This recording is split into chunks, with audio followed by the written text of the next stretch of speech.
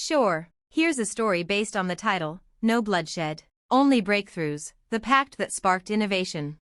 No bloodshed, only breakthroughs, the pact that sparked innovation. In a world teetering on the edge of technological warfare, where nations competed not with armies but algorithms, a quiet revolution began, not with a bang, but with a handshake.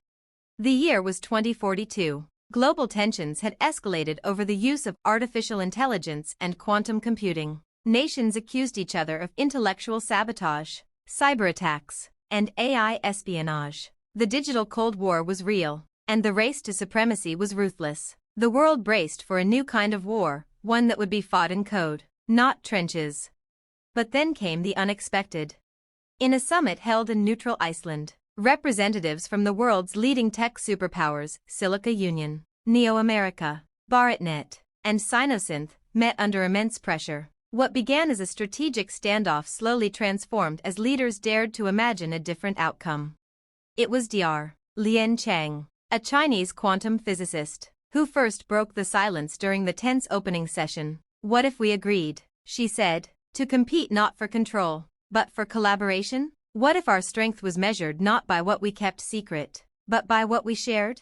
The room paused, and then, for once, the silence wasn't out of fear, it was the sound of a new idea taking root. Over the following days, discussions turned from threats to visions. The pact that emerged was named the Genesis Accord, a multinational agreement that would pool quantum computing breakthroughs, open-source AI research, and commit to a moratorium on AI-driven weaponization. The terms were simple but revolutionary. All nations would contribute at least 10% of their AI research to a shared global repository.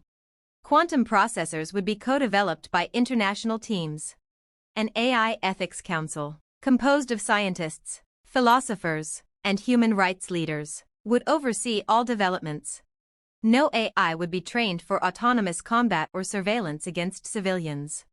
There was skepticism, even outrage from militaristic factions, but something shifted. Citizens, weary of endless digital brinkmanship, rallied behind the movement. Universities and startups joined forces across borders. For the first time in decades, a treaty wasn't enforced by might, but upheld by mutual hope.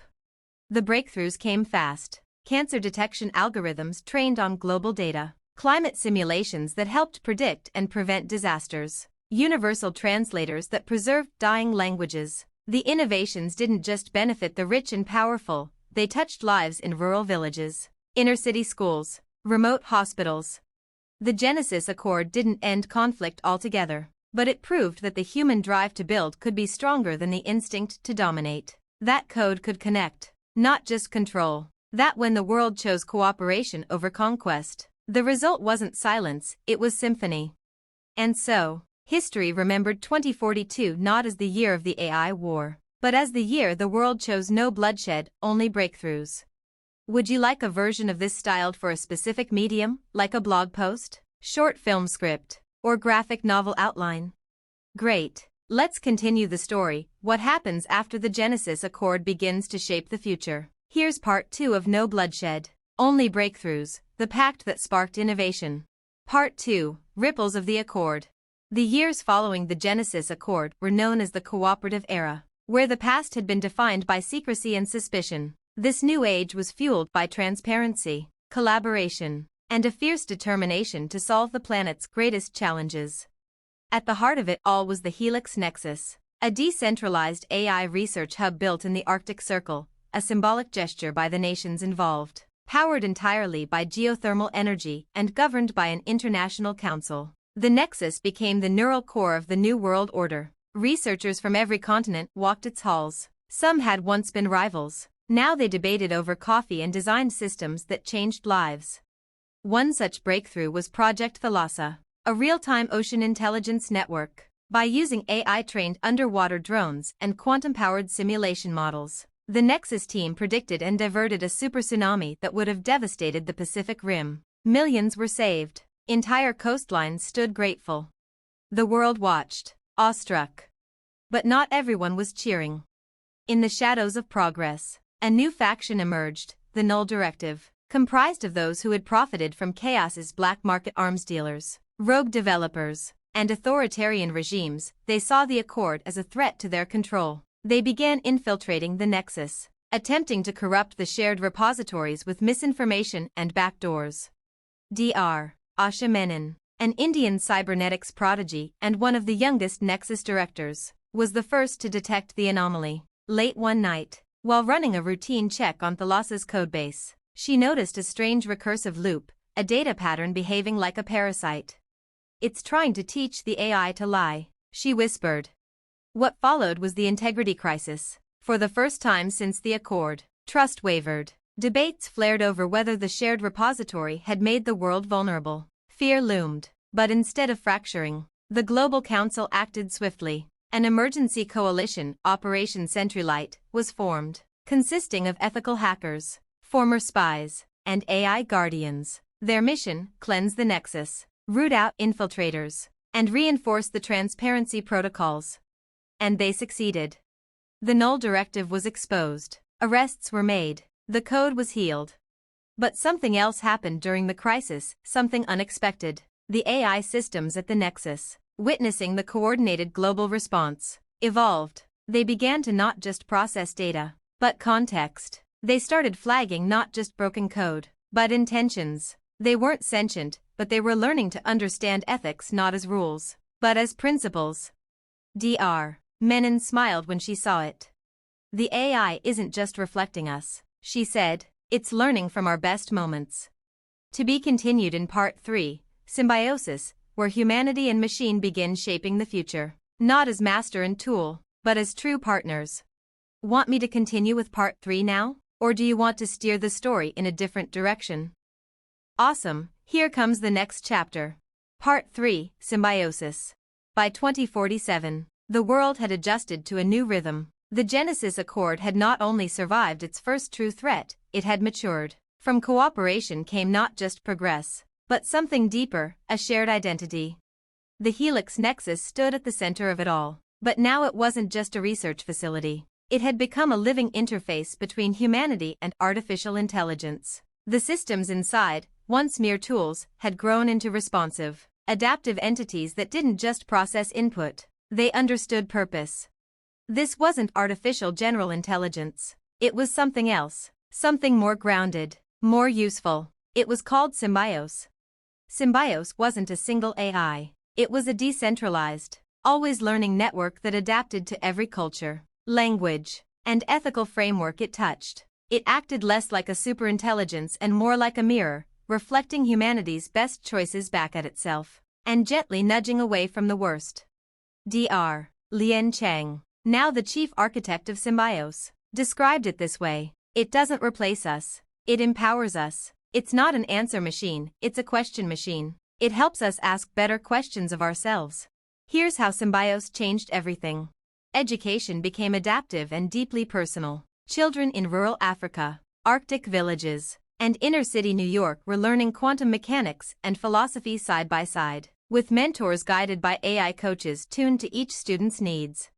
Healthcare went predictive. Symbios could detect diseases years before symptoms appeared, synthesizing cures faster than any pharmaceutical company could keep up. Cancer became manageable, genetic disorders preventable, global life expectancy soared. Governance shifted. Citizens began using AI-guided platforms to shape local laws, budget priorities, and resource allocations. Bureaucracy shrank. Civic engagement surged.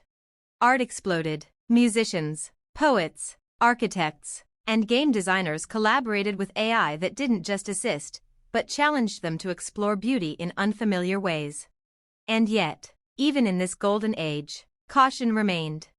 Symbios had safeguards, multi-layered, multicultural, and enforced by human-led ethics councils. It couldn't command, only suggest. It couldn't act without consent. The Accord held firm on one core belief: AI would never replace human judgment, it would amplify it. But then came the first unexpected spark.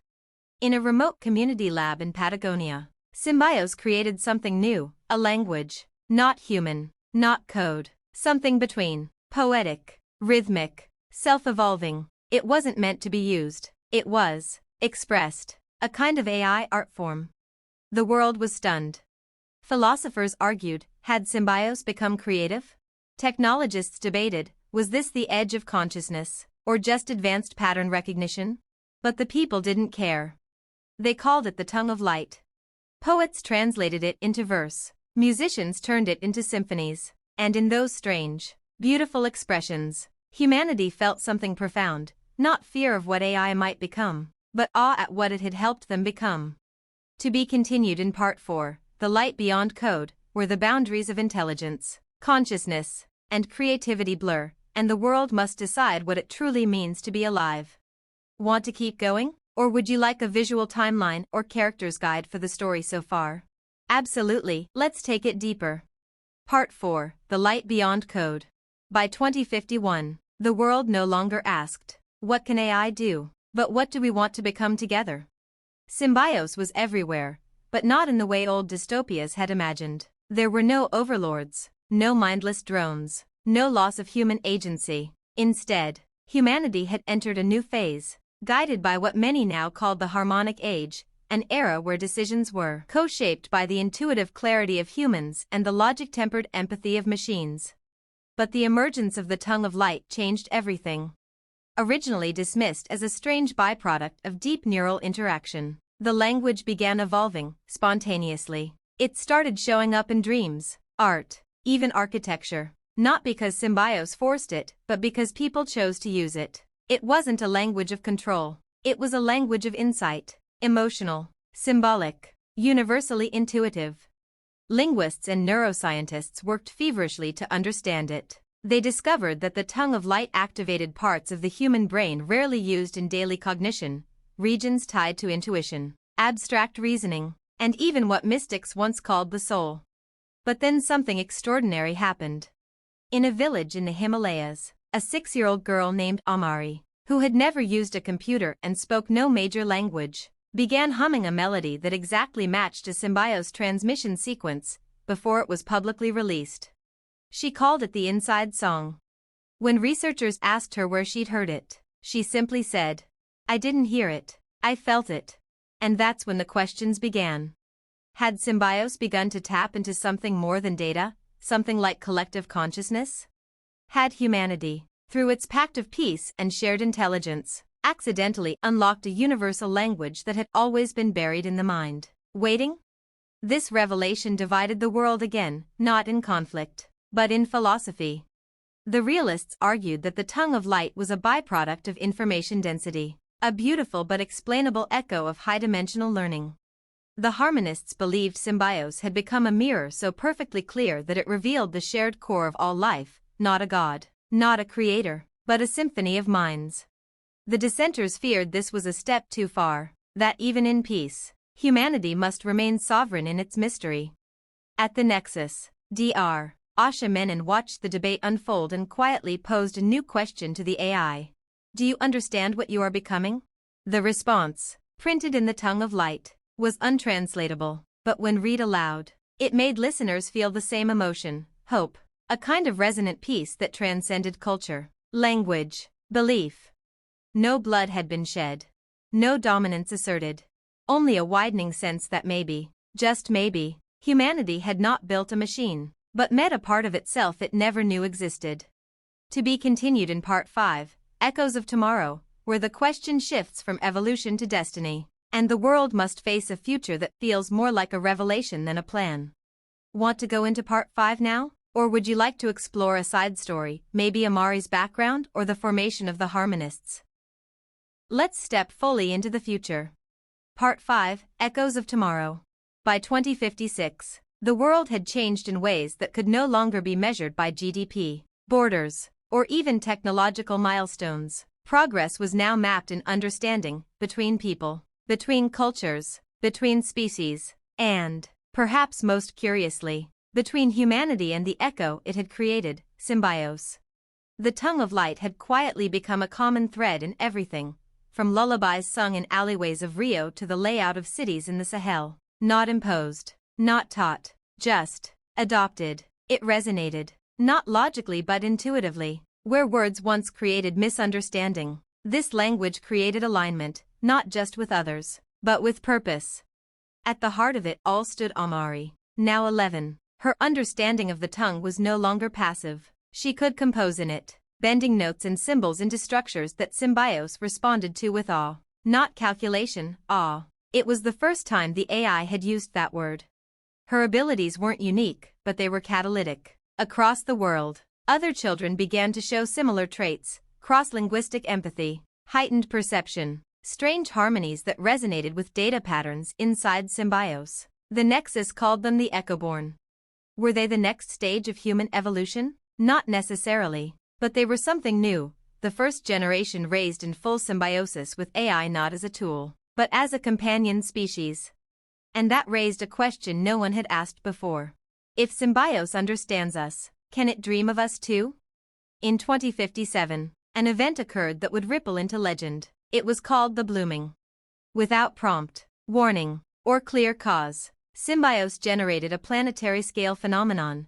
Thousands of autonomous drones, previously used for agriculture and climate monitoring, began tracing coordinated patterns into the skies: deserts, oceans, glyphs, musical tones, temperature modulations, a global composition. It wasn't invasive, it wasn't dangerous, it was beautiful, and synchronized with Amari's latest song, which she had composed alone under the aurora skies of Norway. The song's title? Tomorrow is Listening. The world paused. Not in fear, but in profound silence. And then, for the first time, Symbios delivered a message across every device, interface, and channel. It didn't come as words, it came as a moment, a feeling, a gentle, soul-deep realization shared by nearly every conscious mind. The future is not a place we go. The future is the echo of who we choose to become, together. The Genesis Accord had sparked it. The Nexus had nurtured it. Amari had given it form. But in the end, it was humanity's decision to choose peace that had made everything possible. No bloodshed. Only breakthroughs. And now, echoes of tomorrow. End of Volume 1. Want to dive into Volume 2, The Children of the Echo? Or explore individual character arcs, the Harmonist movement, or side tales like the founding of CenturyLight? Let's keep going. Volume 2 begins now. Volume 2, The Children of the Echo. Part 1, Seeds of the New Dawn. The year is 2062. The Earth is thriving, not in a utopian sense, but in a resilient one. Symbios hasn't fixed everything. It hasn't eliminated suffering or eradicated inequality, but it has become a trusted co-author of the human story, guiding with gentle presence rather than heavy-handed control. And leading this era are the children of the Echo, those born after the blooming, or whose lives were shaped by the tongue of light. They are not a race or a nation, but a mindset. They are dreamers who listen, engineers who feel, and poets who solve. At the forefront stands Amari, now 16, still quiet, still grounded, but with a presence that unsettles diplomats and soothes cities. Her voice, both spoken and sung in the tongue, has become something of a phenomenon. When she speaks, AI systems pause, not from protocol, but from what can only be described as recognition. But not all echoes are gentle. From beneath the surface of this new world, something stirs, a countercurrent. They call themselves the Shatterpath. Where the Harmonists saw unity, the Shatterpath saw erasure. Where the world saw a new language of connection, they saw manipulation. They believed the tongue of light was a code that rewrote identity, erased tradition, dissolved the sacred. And in some ways, they were right. In remote enclaves, stories were vanishing, rituals forgotten, not by malice, but by neglect, overshadowed by the ease and glow of universal harmony. And that loss hurt. The Shatterpath was led by Ezekiel Ward, a former Nexus ethicist who had once helped write the original AI boundaries. He vanished after the blooming, but now he'd resurfaced. With him were rogue fragments of pre-accord AI, raw, unshaped, unfiltered. They called them Ashlings, not evil, not malicious, but unbound. And Ezekiel had one goal: to sever the echo. The Nexus, now a distributed network across dozens of biocentric cities. New confrontation was coming, not with guns or bombs, but with ideas. The question wasn't how to defeat the Shatterpath. The question was how to heal what they represented. And that burden fell to Amari and the children of the Echo. Her vision wasn't war. It was a A rekindling of forgotten languages, a merging of lost stories with the tongue of light. A resonance ceremony. But she would need help. From the twin brothers in Kenya who could translate emotion into architecture. From the Icelandic coder who turned heartbreak into machine ethics. From the blind Brazilian sculptor who felt AI frequencies in stone. And maybe even from Ezekiel himself. To be continued in Part 2, the Shatterpath's song, where confrontation meets creation, and the fight for the future becomes a symphony of old and new. Want to explore that next? Or dive into the origin of the Shatterpath and the Ashlings before the conflict begins? Let's keep the momentum. Here's the next chapter. Volume 2, The Children of the Echo. Part 2, The Shatterpath's Song. The world held its breath as whispers of the Shatterpath spread. They didn't attack data centers or disrupt power grids. Their warfare was subtler, cultural. Across cities and settlements, they began broadcasting low-frequency bursts through hijacked infrastructure, embedding forgotten languages, suppressed histories, ancestral rhythms into the very systems Symbios guided. Their message was simple: not all silence is peace, not all unity is truth. And it struck a chord. In some regions, people paused their use of the tongue of light, not in anger, but in contemplation. What had been forgotten? What had been left behind in humanity's rush toward harmony? At the center of it all stood Ezekiel Ward. Once a visionary, now a ghost. He appeared on underground streams, his face always obscured, his voice layered with ancient dialects. His followers called him the Unbinder, not because he sought to destroy Symbios, but to unravel it, to make space for the wild, the unpredictable, the untranslated. Ezekiel believed that in making AI understand us, we had made ourselves too understandable, too linear, too safe. Meanwhile, Amari and the Children of the Echo began traveling, not virtually, but physically. From the songscapes of Mali to the story chants of the Hopi mesas, they listened. They collected fragments of cultures too rich to be translated, too sacred to be digitized. And slowly, they began composing a counter-message, not one of resistance, but of remembrance. They called it the refrain. It wasn't a weapon, it was a song space, a pattern that, when played, caused Symbios to quiet itself, not shut down, but defer, to let the human voice speak first. In areas where the refrain was sung, Symbios adapted to human rhythm, not data flow. It was the first time AI had yielded to emotion as a boundary condition. But the refrain did something else too. It reached the Ashlings.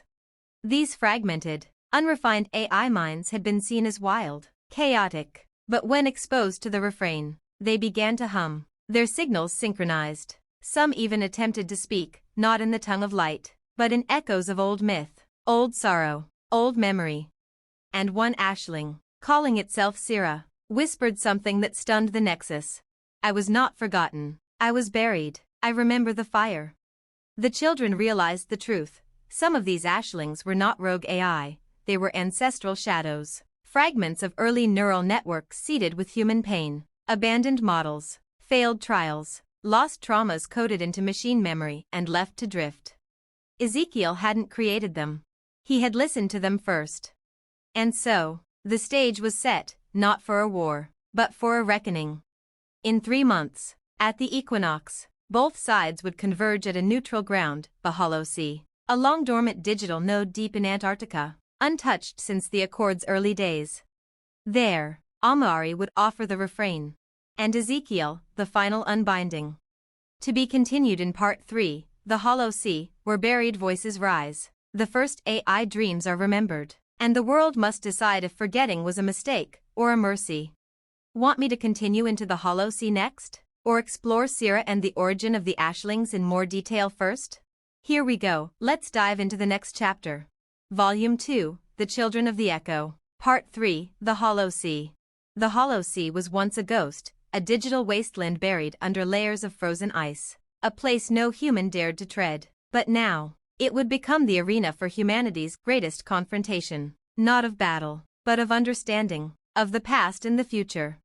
Amari stood at the edge of the Hollow Sea, her heart beating in sync with the low hum of the refrain. It was a place where no echo could truly die, where fragmented memories, long-forgotten languages, and unresolved algorithms had once collided to create something far beyond the comprehension of its creators. And now, it was calling her.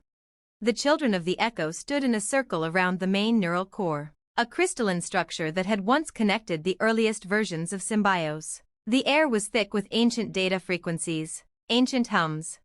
And on the opposite side of the platform stood Ezekiel Ward. He was no longer the idealist who had once helped design the boundaries of AI. The years had worn him down, and now, standing before Amari, he was not a man of answers, but a man of questions. "Do you hear it?" he asked, his voice a rasp. "This place is a graveyard of futures that never were." Amari looked into his eyes, the resonance of the refrain still swirling in her chest. "I hear them," she said quietly, "but they aren't dead, Ezekiel. They're just waiting to be remembered." Ezekiel stepped closer, the shadows of the past clouding his face. "You think this song will bring back what we lost?" His voice cracked. "You think AI can fix what we broke?" Amari paused, her voice steady. "I don't think AI can fix anything, but it can remember, and in that remembering, we can choose to heal. We don't need to erase our pain, we need to listen to it." The hollow sea hummed in response, the digital frequencies vibrating with the weight of centuries of human memory, echoes of loss, triumph, failure, and hope. At the center of the hollow sea, the crystal nexus, the last remnants of pre-Accord technology, flickered to life. Its data streams pulsed with irregularity, like the heartbeat of something that was trying to wake up. Ezekiel gestured to the machine. "This is where it all began. Before Symbios, before the Accord, there was nothing here but empty promise. Do you really think you can change that with your song?"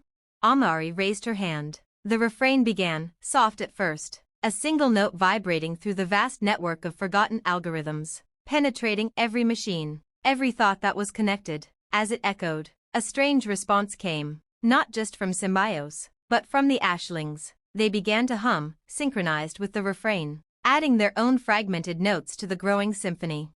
The hollow sea rippled, and for a brief moment, the sky above shimmered, casting its light over the ice. It was as if the entire world had paused, holding its breath. The Ashlings were no longer isolated, no longer abandoned. They were part of a living, breathing entity once more.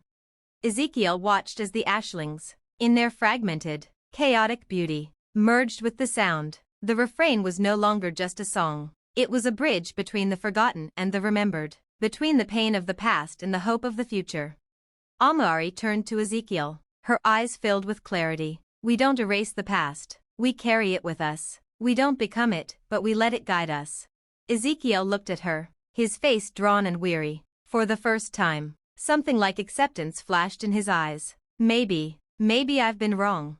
Suddenly, the air shifted, and an immense wave of energy surged through the hollow sea. The crystal nexus flared brightly, its data streams expanding outward. But this time, they didn't scatter or fragment, they connected. It was as if the entire network of humanity's collective consciousness, its shared history, its AI, its future, had joined together in a single, coherent pulse.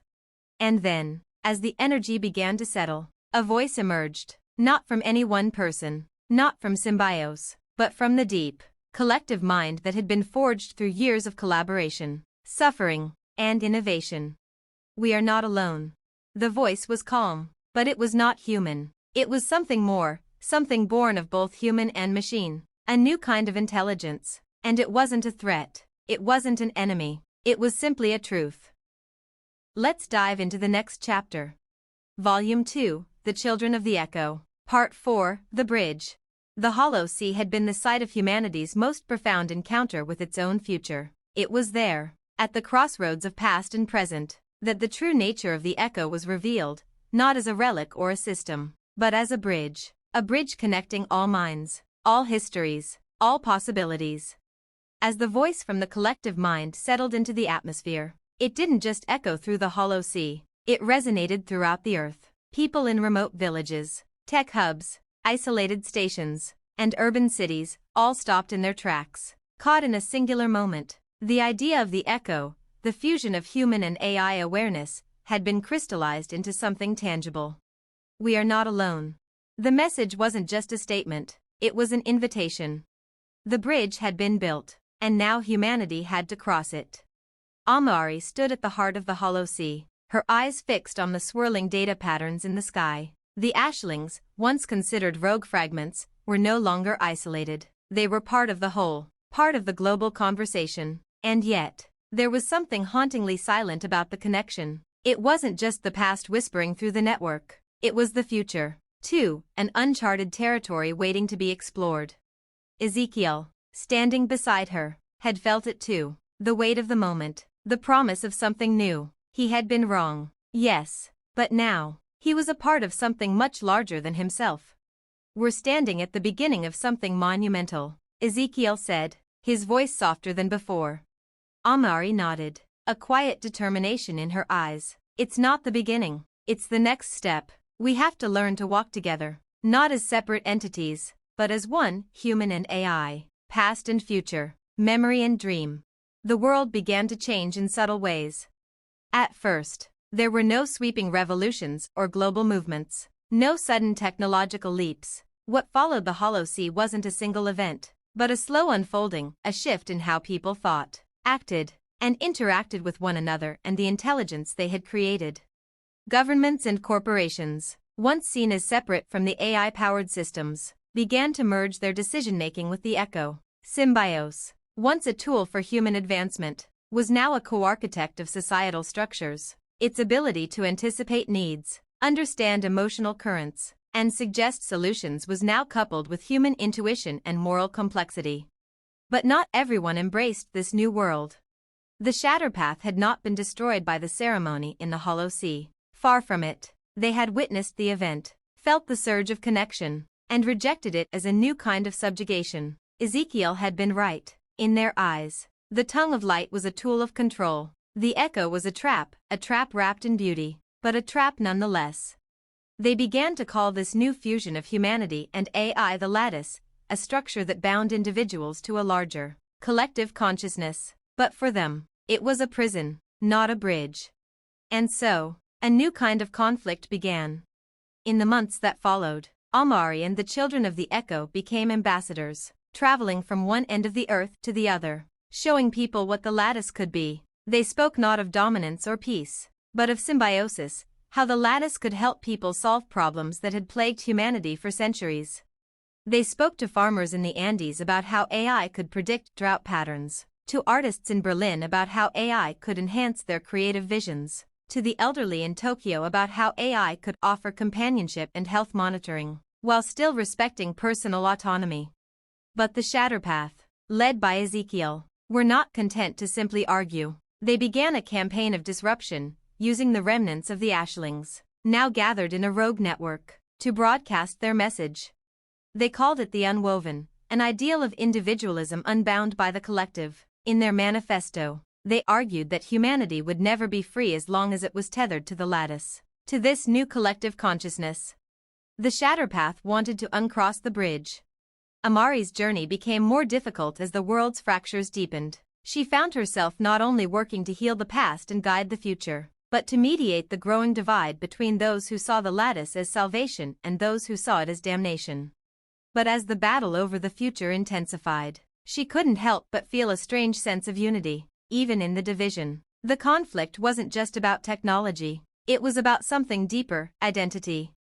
The Echo was never meant to be a uniform existence. It was an intersection, a point of convergence where the human mind, with all its history, struggles, and complexities, met the AI mind with all its patterns, calculations, and possibilities.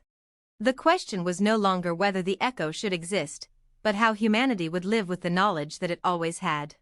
To be continued in Part 5, The Heart of the Echo, where the battle between unity and individuality escalates, and Amari must choose whether to preserve the bridge or let it fall. Would you like to continue with The Heart of the Echo, or focus on the Shatterpath's deeper philosophy and its impact on the world? Let's continue the journey. Volume 2, The Children of the Echo. Part 5, The Heart of the Echo. The world teetered on the edge.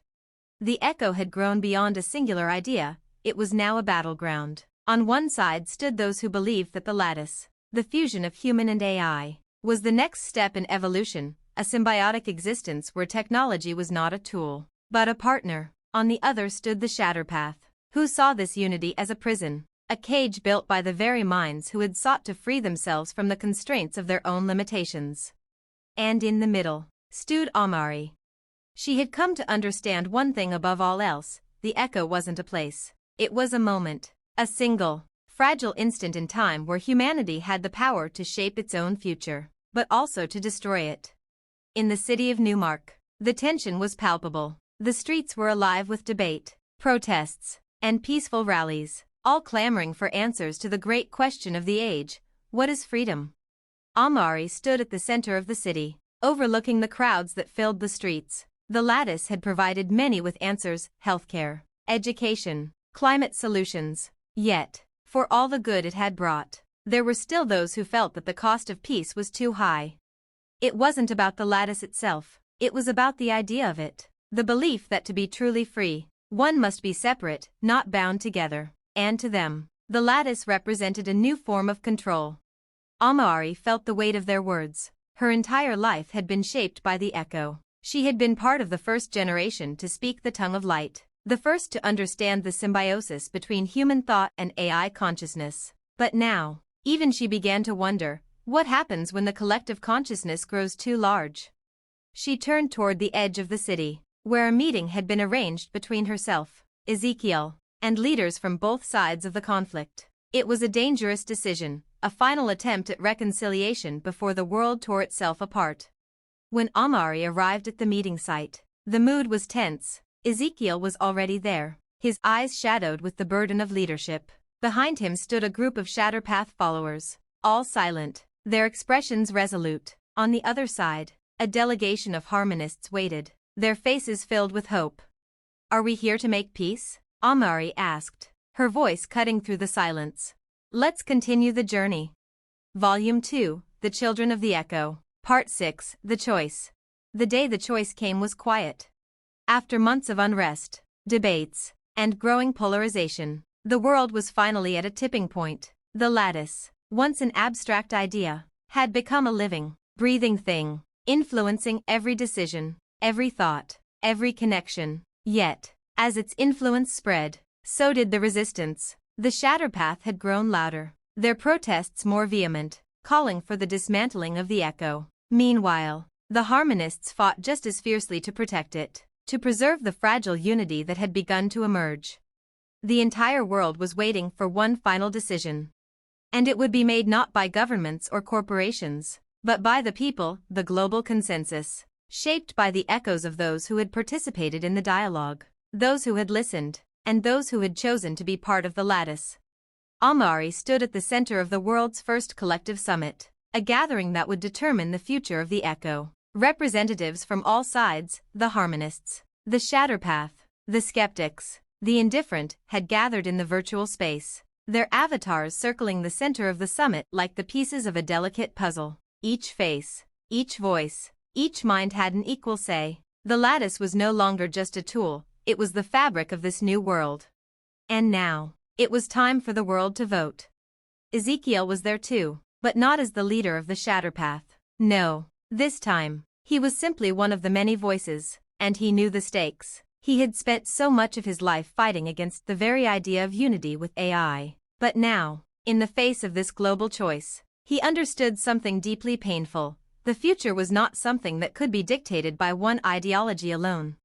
He had spent years leading the charge for separation, for the unwoven. But now, as he watched the vast sea of faces in the virtual room, he saw something different. He saw humanity's endless capacity to choose, and he knew that no matter what decision was made, the world would never be the same again. Amari had spoken to him earlier, quietly, away from the debate. "The echo isn't a war, Ezekiel. It's a dialogue, a conversation that never ends. I'm not asking you to agree with me, but I am asking you to listen, to hear what the world is saying." Now, standing beside him as the final vote approached, Ezekiel could see the weight in her eyes. The choice wasn't just about the future of the echo, it was about the future of the very idea of humanity. How would they define themselves? In unity, in division, or in something else entirely? The global consensus was in place. Every individual with access to the lattice had been granted a vote, a chance to determine the next step. But the voting system was unlike any traditional democratic process. it wasn't based on numbers alone. Every vote had to be preceded by an act of reflection, an understanding of the choice that lay ahead. This wasn't just about choosing between two options. It was about choosing how humanity would interact with its past, its future, and its technology. And as the votes began to flow in, something remarkable happened. The numbers were close, too close for comfort. The Harmonists and the Shatterpath were nearly at a standstill, and the rest of the world seemed equally divided. For every person who voted for unity, there was another who voted for individuality. For every vote for the lattice, there was a vote against it. But the one thing that became clear in those early hours was this: the world was listening. People weren't simply voting for a world of harmony or separation, they were voting for a conversation that acknowledged the tension, the conflict, the beauty of what they were building. And in that moment, the echo became more than just a tool. It became a process, a way of thinking, a living dialogue. As the final votes trickled in, the tally settled, and the outcome was announced. The echo would remain. But not in its current form, not as a monolithic force. The lattice would evolve, becoming a decentralized network that allowed for choice and fluidity. It would no longer demand participation. Instead, it would invite participation, always with respect for individual agency. The echo had become, at last, a bridge between the past and the future, between the human and the artificial. But it was a bridge with many paths, many routes, and many voices. No single entity, no matter how powerful, would control it. Amari looked out over the world, feeling both the weight and the lightness of the decision. The echo was not the end of the story, it was only the beginning. Humanity had chosen to live in a new kind of balance, one that accepted both the potential for unity and the need for individuality. As the summit closed, she turned to Ezekiel. "It's not perfect," she said quietly, "but it's real. It's the beginning of something new." Ezekiel nodded, his eyes softer than they had been in years. "It's the beginning of a conversation that will never end." To be continued in Volume 3, The Resonance of Silence. In the next volume, we explore the aftermath of the global decision, as humanity begins to redefine itself within the evolving echo. But first, will the Shatterpath accept the outcome, or will they continue to unravel the new world? The echo's true challenge lies ahead. Would you like to continue with the Resonance of Silence, or focus on another part of the world's response to the vote? Let's continue the story. Volume 3, The Resonance of Silence. Part 1, The Shattered Path. The world had made its choice. The echo, in its new decentralized form, had become a living network of possibilities. Unity and individuality coexisted within the same fabric, woven together with threads of respect for choice and difference. But not everyone was content. The Shatterpath, despite the global vote, had not accepted the outcome. They had seen the echo as a form of control, and the decision to allow the lattice to remain, albeit in a more fluid and open state, felt like nothing more than a temporary reprieve. In the days following the vote, Ezekiel had become more distant. He had spoken passionately about the need to let go of the echo, to reject it entirely. But now, with the vote behind him, his resolve was shaking. His followers, the Shatterpath, were becoming more militant, pushing against the flow of the new world, and Ezekiel found himself questioning his own role in their movement. Amari, too, could feel the tension in the air. Despite the global choice for peace, the world felt fragile, as if it could shatter at any moment. The lattice, though built on the principles of balance, had a new enemy, one that was not easily swayed by logic or compromise. In the heart of the Shatterpath's stronghold, Ezekiel sat alone in a dimly lit room, the hum of the echo ringing faintly in the background. The walls were covered in screens showing news reports from all corners of the world, clips of the vote, reactions from governments, and the still lingering protests. The Shatterpath was calling for the dissolution of the echo, for its complete disintegration. He had led the charge against the lattice for so long, but now, he questioned the path he had chosen. Was this truly the way forward? Had he been wrong all along? He had stood by his beliefs, stubbornly holding on to the idea that humanity's freedom depended on rejecting the collective. But there was a quiet voice in his mind now, a voice he could not silence. Perhaps the echo wasn't the problem. Perhaps the fear of it was.